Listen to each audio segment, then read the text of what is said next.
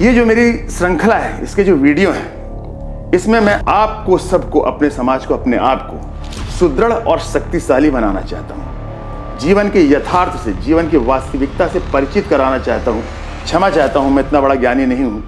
आप बहुत ज्ञानी हैं, आप पढ़े लिखे हैं, आप कुशाग्र बुद्धि के हैं, तीक्ष्ण बुद्धि के हैं, आप भी समझते हैं। मगर मेरा उद्देश्य, मुझे लगता है कि ये बात मैं अपने विचार आप तक पहुँचाऊँ। आप यदि मेरे चैनल से जुड़े हैं तो मैं आपका बहुत बहुत आभार व्यक्त करता हूं, क्योंकि आज के समय में हमारे समाज को ऊंचाइयों पर ले जाने के लिए संगठन बहुत जरूरी है। और संगठन का एक बहुत अच्छा माध्यम है इंफॉर्मेशन टेक्नोलॉजी। इसके तहत मैं आपसे इतनी दूर होते हुए भी जुड़ा हुआ, ये बड़े खुशी की बात है, क्योंकि इसके पहले ये नहीं था और अब है, तो हम इसका फायदा जरूर उठाएंगे दोस्तों। और आप मेरे चैनल से जुड़ जाइए। जो लोग नहीं जुड़े हैं, मैं उनसे कृतज्ञ निवेदन करता हूं, कृपया मेरे चैनल से जुड़ जाइए, सब्सक्राइब कर दीजिए, बेल आइकन को जरूर दबा दीजिए, ताकि मेरे वीडियो के नोटिफिकेशंस आपको समय समय पर मिलते रहें। और यदि मेरा वीडियो आपको पसंद आता है तो आप उसे लाइक कीजिए, शेयर कीजिए और समाज के चप्पे चप्पे पर फैला दीजिए, ताकि हम सब सजग हो सके, सतर्क हो सके। क्योंकि हमारे पास ही समाज की संख्या बहुत है भारत में, यहाँ तक कि भारत के बाहर भी है। फिलहाल हम अपने देश की बात करेंगे तो हमें संगठित होना है और हमें मालूम करना है कि हम कितने ज़्यादा संख्या में यहाँ पर निवास करते हैं। और हम मूल निवासी हैं, नागवंशी हैं, इसमें कोई दो मत नहीं है। इसलिए आपसे मेरा निवेदन है, कृपया आप मेरे चैनल के साथ जुड़ जाइए। मैं निस्वार्थ भाव से अपने समाज की सेवा करना चाहता हूँ और पिछले कई सालों से ये मैं कार्य कर रहा हूँ और करता रहूँगा। आपका सहयोग अपेक्षित है मेरे लिए, और इसके बिना मैं शायद उतना शक्तिशाली तरीके से ये कार्य को ना कर सकूं। इसलिए प्लीज़ मेरे चैनल से जरूर जुड़िए, मेरे वीडियो को लाइक कीजिए, शेयर कीजिए, कमेंट बॉक्स पर अपने कमेंट भी रखिए, अपने विचार रखिए कि आप इस बारे में क्या सोचते हैं, मैं कहाँ तक सही हूँ, कहाँ गलत हूँ, मुझे और क्या करना चाहिए। तो दोस्तों चलिए स्टार्ट करते हैं ये वीडियो।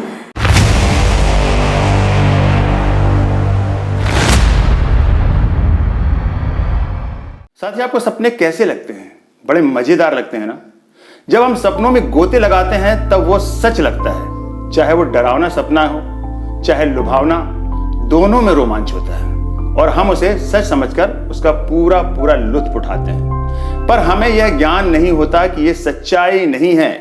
यथार्थ से इसका दूर दूर तक कोई वास्ता नहीं है, कोई लेना देना नहीं है। जब नींद खुली तब वही ढाक के तीन पात। साथियों, आज हम बात करेंगे राजनैतिक सपनों की, यानी राजनेताओं द्वारा भोली भाली और बुद्धि से गरीब जनता को दिखाए जाने वाले सपनों की। बड़ी मजेदार सच्ची कहानी है, पूरी सुनिएगा, बड़ा मजा आएगा। ये एक व्यंग है इसे, लेकिन यथार्थ से जोड़कर समझिएगा।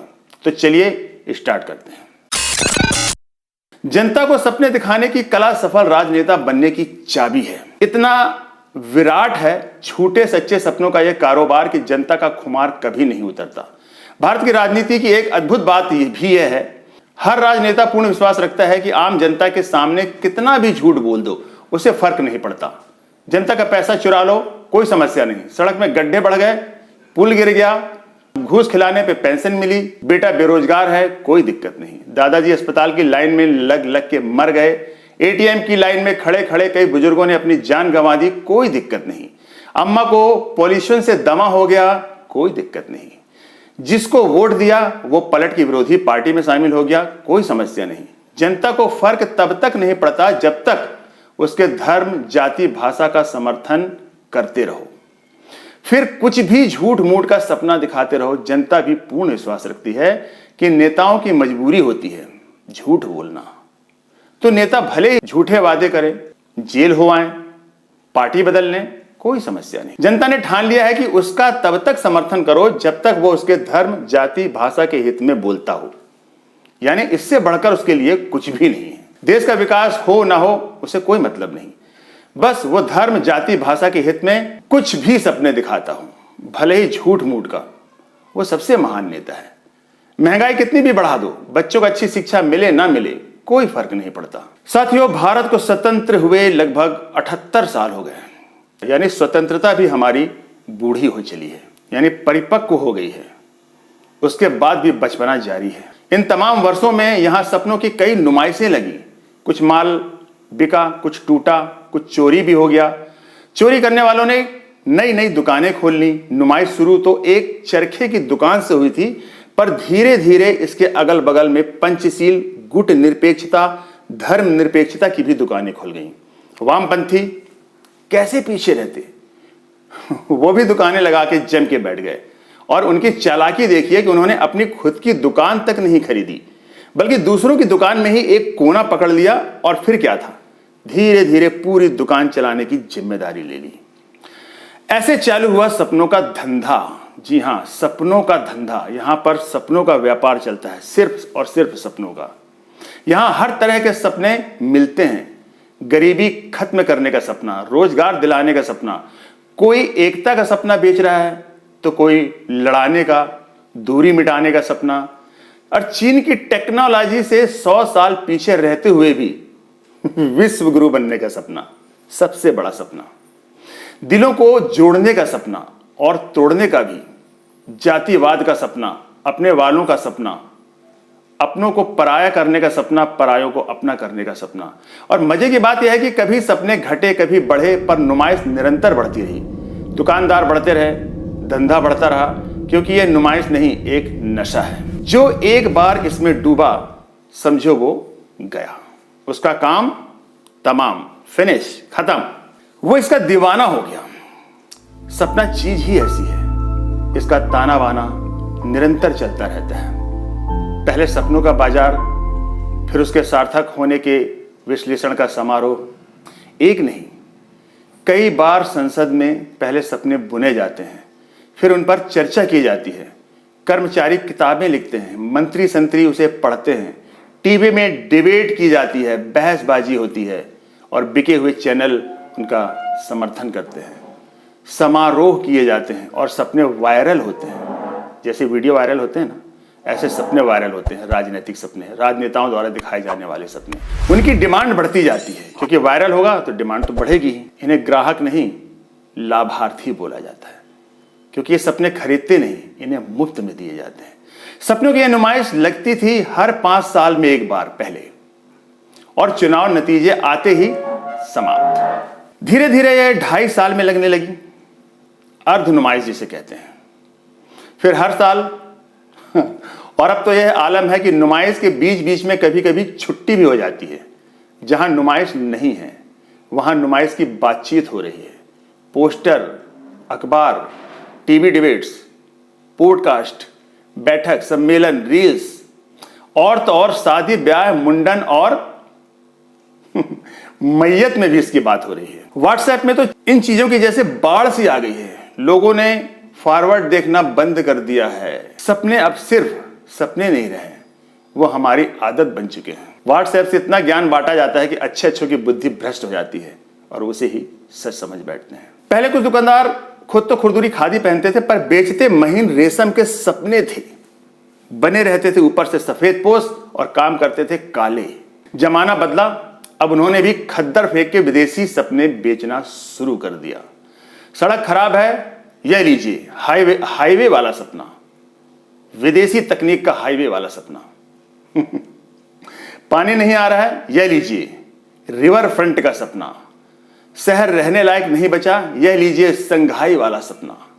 क्या बोले, कोई सपना नहीं चाहिए, कोई बात नहीं, यह लीजिए सपना मुक्त भारत का सपना, स्वतंत्र भारत का सपना। भारत के लिए सबसे सुनहरा सपना यह है कि अब सपनों का यह कारोबार कभी खत्म नहीं होगा। यह तो तभी तय हो गया था जब आजादी के बाद हमने समस्याओं पर गहन चिंतन करना शुरू किया था। विशेषज्ञ आए, कमेटियां बनी, कमेटियों की जांच के लिए कमेटियां बनी। पीछे समस्याएं बढ़ने लगी, समस्याएं जितनी बढ़ी नेता भी उतने बढ़े। नेताओं को रोजगार देने के लिए पार्टियां भी उतनी ही बढ़ी, फिर वो टूटी, 1 से 2 हुई, 2 से 4 हुई, 4 से 8। जितनी पार्टियां बढ़ी सपने भी बढ़ते चले गए। एक दिन ऐसा आया कि नुमाइश में समस्याओं के व्यापारियों पर प्रतिबंध लगा दिया गया। समस्याओं के व्यापारियों ने सपनों की स्वतंत्र दुकानें खोल ली, अपनी अपनी अलग अलग। अब समस्या ही सपना है और सपना ही समस्या है। बाएं में सपना, मध्य में सपना, मध्य से बाएं, बाएं से दाएं, चारों तरफ सपना, चहुओर सपना। मनुष्य का दिमाग जिस दिशा में भाग नहीं सकता उस दिशा में भी सपना है। सपने सर्वत्र हैं, हर कुर्सी, हर विभाग, हर विचार के पीछे सपना ही है, हर सिद्धांत के पीछे सपना है। सत्य बोलूं तो अब सपना ही एकमात्र सिद्धांत है। सपनों के इस ताने बाने में भारत विश्व गुरु बने या ना बने, सपनों का सौदागर तो अवश्य बन गया है। कभी मौका लगे तो आइए इस नुमाइश में देखिए मैं भी क्या बोल रहा हूं। आप क्यों आएंगे सपनों की नुमाइश में? नुमाइश खुद पहुंच जाएगी आपके घर। ये जो सपने हैं ये अमर हैं। जब तक पक्षपात, निर्माणहीनता, ढीलापन, दो मुहापन, दोगलापन, पूर्वाग्रह, ढोंग, दिखावा, सस्ती आकांक्षा और लालच कायम है, इस देश में सपनों की कोई कमी नहीं और ना ही इन सपनों को कोई समाप्त कर सकता है। इसमें जनता ही शामिल है। जनता का पूरा पूरा हाथ है। वो जानती है कि इन समस्याओं का कोई निदान नहीं, इसलिए हम सपने देखेंगे, हमें सपने दिखाइए, हम सपनों में गोता लगाएंगे, आनंद लेंगे, यथार्थ से परे हट जाएंगे, यथार्थ की खोज में नहीं निकलेंगे, सच्चाई जानना ही नहीं चाहेंगे और यह देश वहीं का वहीं काल्पनिक विश्व गुरु बनकर रह जाएगा। रोज एक नया सपना दिखाओ, जश्न जारी रखो। जो जितने बड़े, जितने असंभव सपने दिखाएगा वो ही हमारा वोट पाएगा। और सपनों में क्या झूठ मूठ है, सपने तो झूठ ही होते हैं, टूटेंगे ही। टूट जाएं तो और सपने दिखाओ, और बड़े, और संभव, और नामुमकिन सपने। साथियों, जब भी मैं भारत को देखता हूं तो लगता है भारत वाकई कोई सपना ही है। बस फर्क इतना है, मैं सोचता हूं कि सपना टूट ना जाए, मगर जनता सोचती है टूट गया तो अच्छा ही है, कोई नया सपना देखने को मिलेगा। बस इसी पर थोड़ा विरोधाभास है, वरना हाल चाल फर्स्ट क्लास है। साथियों, मेरे इस व्यंग को आप समझिएगा, हो सकता है एक बार में समझ में ना आए। इस वीडियो को बार बार देखिएगा और इस यथार्थ को, इस कटु यथार्थ को समझने का प्रयास कीजिएगा कि हम सिर्फ और सिर्फ सपनों में गोता लगा रहे हैं, यथार्थ से परे हैं, सच्चाई हटकर है। और हमें सपने कौन दिखा रहा है? बड़े बड़े राजनेता, बड़ी बड़ी राजनीति चलाने वाले राजनेता, इस देश को चलाने वाले राजनेता, और हम उनकी उंगलियों के इशारे पर नाच रहे हैं। आज हम अपने आप को विश्व गुरु कह रहे हैं। थोड़ा सा बाहर निकलिए। हम कूप मंडूक कब तक बने रहेंगे? आप कुएं से छलांग लगाइए, देखिए कि बहुत बड़ा समुद्र है। दूसरे देशों की तरफ देखिए, उनकी तरह बनने का प्रयास कीजिए। सपनों को त्यागिए, सपनों से जागिए, होश में आइए। आज चीन को ही ले लीजिए। यदि आप उससे अपने भारत की तुलना करें तो चीन हमारे भारत से 100 वर्ष आगे है, फिर भी हम विश्व गुरु हैं। कौन से विश्व गुरु? सपनों के विश्व गुरु। सिर्फ सपनों में गोते लगाते रहना आम जनता का काम है। और राजनीति में बैठे हुए बड़े बड़े राजनेता गद्दी में बैठकर हमें उन्हीं सपनों के जाल में फंसा दिया, उन्होंने फंसा करके रखा है और वो निकलने ही नहीं देना चाहते। क्योंकि सपना टूटता है, फिर नए सपने बुने जाते हैं, बड़े बड़े सपने गढ़े जाते हैं और हमें मुफ्त में बांट दिए जाते हैं और हम लाभार्थी बनकर उन सपनों को लेकर के खुश होते हैं। देश कितना भी तबाह हो जाए कोई फर्क नहीं पड़ता, हमारी जाति और धर्म पर आंच नहीं आना चाहिए। और यही कमी पकड़ रखी है हमारे राजनेताओं ने। दोस्तों, इस पर विचार कीजिएगा। बहुत गंभीर विषय है, व्यंग्य तो है ही, मगर ये यथार्थ है। यथार्थ से इसका एक बहुत बड़ा नाता है। आज की वीडियो में इतना ही। अगले वीडियो में आपसे फिर मुलाकात होगी। तब तक के लिए जय हिंद, जय भारत, जय पासी समाज।